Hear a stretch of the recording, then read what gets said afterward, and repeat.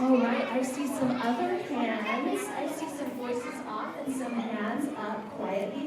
What's your question, my friend? Does our throat ever hurt after? Sometimes. Who wants to talk about that? I can take that. So those of us who decide to sing opera for a living, which I believe is the two of us, but anyone can do it. We went to school for a lot of years. Most opera singers have 4 years of undergrad and then an additional 2 years of a master's degree, and that's after you graduate high school. And we learn what is called technique. And we learn how to sing in all these different languages, usually starting with Italian, and then we work with German and French. You heard us sing in French today, and you heard Lisette sing in Spanish. It's French, mais oui, monsieur. I know, it sounds like it's in Spanish, doesn't it? Because it's a kind of Spanish sound in the Carmen music, but it's in French.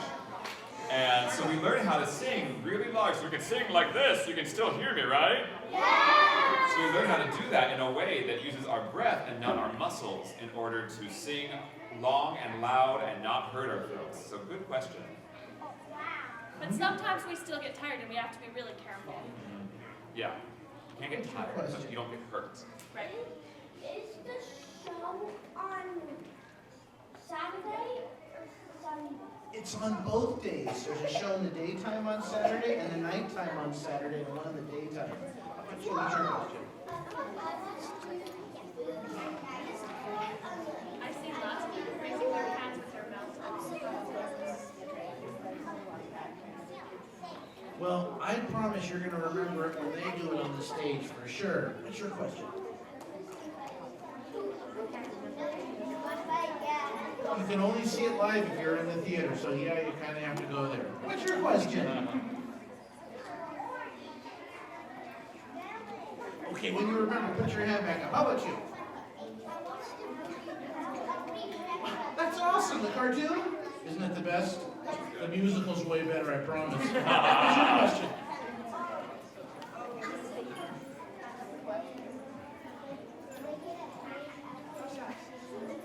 Do you get a headache after singing? Good question. Sometimes, huh? How about you? What's your question?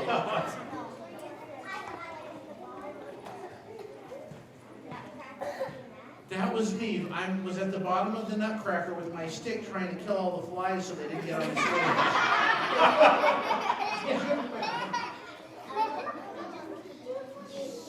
Gentlemen.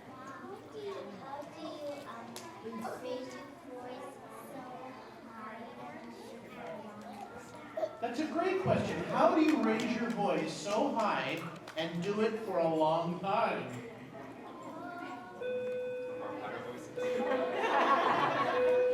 Well, Lisette, you have a very high voice, and you had to raise it loud for a long time. How did you do that? So when I was little, I started going to voice lessons.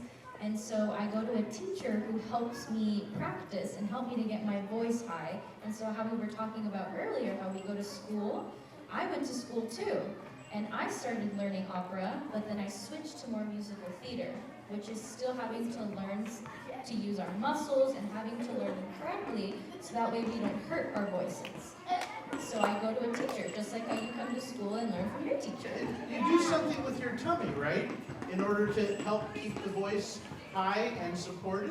Yeah, so sometimes we'll use these muscles that are called our diaphragm, and we'll use these muscles to help us sing high or low. All right, one more question, Fred. One more question? Okay, what's your question?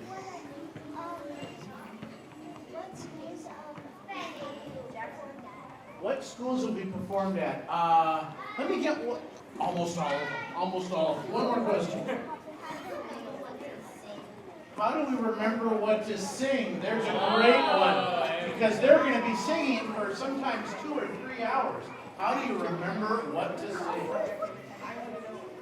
You have to work very hard. A lot of us worked on this when we were in school as well, to figure out how to memorize things. Raise your hand if you've memorized a poem in school. You memorized a poem in school? Have you memorized a song in school before? Yeah. And did you have to work really hard to memorize that?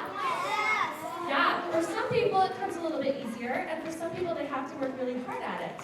So so we all had to figure out ways that work for us and our brains to memorize things. And when we sing things in another language than what we learned growing up, so for me that was English. So when I sing things that are not in English, I have all kinds of special things I do. I write it out in special colors on a little card. I translate it into English, and I work really hard, do a lot of homework on it to memorize it. Anybody else have any tricks? It's the same thing. If you remember, you guys, like the spelling test coming up, and there's a really hard word that was like harder than the other ones. You guys have a spelling test coming up. You guys know what that is? You know those hard words where you have to like write them on a flashcard and look at it, and then I didn't get it that time. And that same way is the same method that I use now to remember lines and words and stuff like that.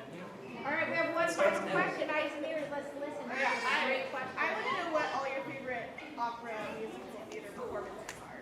Ooh, so we love that question. Yeah. Theater that we've been in.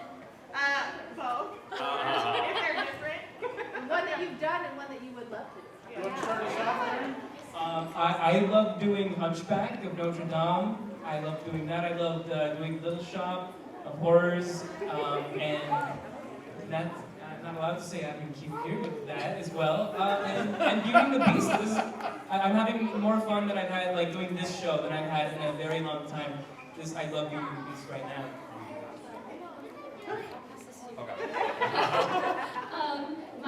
One of my favorite roles, I got to play Ariel in The Little Mermaid. We all seen The Little Mermaid.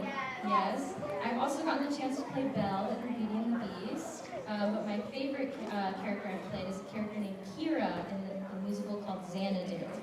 It's a very fun role. And my favorite musical I got to sing today was from My Fair Lady. I think my favorite opera I've done it's an opera by Mozart. It's called Don Giovanni.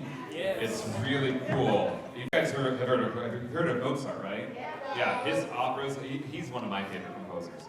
And then my favorite musical, Gaston is a lot of fun, I'm not gonna lie. But one of my favorite performances I've ever done in a musical it's called A Gentleman's Guide to Love and Murder. And there's one actor who plays 9 parts of this crazy British family. And I got to do that. It was so much fun. Oh, wow. Yeah. One of my favorite roles that I've gotten to play in musical theater is Carlotta, the opera diva in Phantom. It was a super fun role. I love playing the bad guy. In this show I get to play a good guy, so that's fun. Mrs. Potts is a good guy.